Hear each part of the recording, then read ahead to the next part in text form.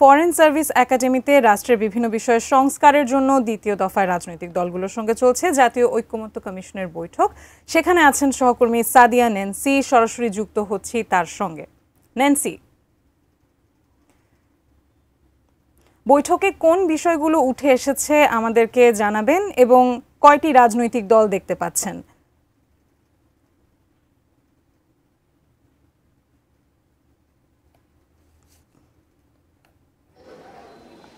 যেমনটি আসলে বলছিলেন, আসলে আজকে কিন্তু ষষ্ঠ দিনের মতো এই বৈঠক চলছে এবং বৈঠকের সকাল থেকে প্রায় 30টির বেশি রাজনৈতিক দল কিন্তু তারা এসেছেন এবং এই যে রাষ্ট্র সংস্কারের জন্য তাদের যেই দাবি, সেই দাবি বা সেগুলো নিয়ে কিন্তু ইতিমধ্যে বৈঠক চলছে।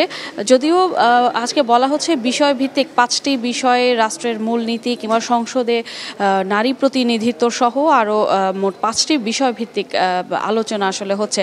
তবে যেমনটা আসলে বলছিলেন যে জানতে চাচ্ছিলেন যে গণমাধ্যম কর্মী আমরা যারা আছি তারা কিন্তু আসলে বাইরে অপেক্ষা করছি, কারণ বৈঠক শুরুর কিছুক্ষণ আগে কিন্তু তারা জানিয়েছেন যে তাদের বৈঠক শেষে তারা আমাদেরকে বিস্তারিত হয়তো সিদ্ধান্তে একমত হয়েছে কিনা সবগুলো রাজনৈতিক দল, সেই বিষয়ে কিন্তু তারা আমাদের জানাবে।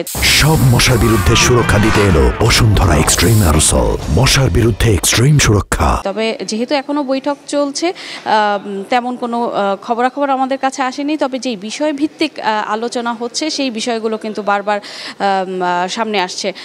যে আরও একটি বিষয় জানিয়ে রাখতে চাই, এই যে বৈঠক শুরুর আগে সহ সভাপতি আলী রিয়াজ তিনি কিন্তু বলছিলেন যে সবগুলো রাজনৈতিক দলের যেই চাওয়া পাওয়া, সেই চাওয়া পাওয়াগুলোর মধ্যেও কিন্তু তাদের ছাড় দেওয়ার যেই মন মানসিকতা, সেই ছাড় দেওয়ার মন মানসিকতাগুলো কিন্তু ছাড় দেওয়ার মন মানসিকতা থাকতে হবে, তবেই তারা আসলে সিদ্ধান্তে এক হতে পারবে।